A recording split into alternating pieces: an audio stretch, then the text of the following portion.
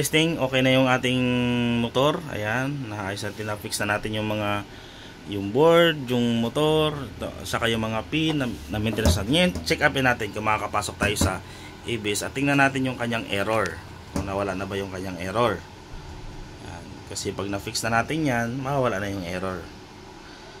Medyo loading lang yan. Okay, so yan siya, na-rating na natin siya, diagnose natin. And then, try DTC tayo.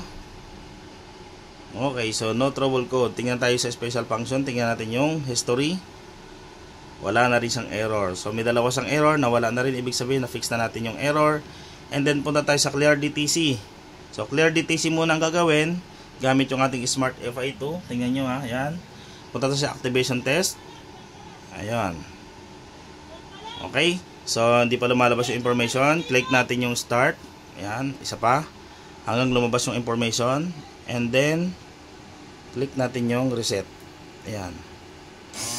Ayan guys, oh. Working na guys yung ating ABS. Okay. So saglitan lang natin ng power. Saglitan lang natin ng power yung kasi pagka tinagalan mo yan, so baka maupod naman yung carbon brush natin. So ayan guys, working na siya. So pwede na ulit ito install sa cursor. Okay. So soon available na itong ating simulator. Lalabas natin sa market yan. So using Smart FI2. And magandang araw sa ating lahat.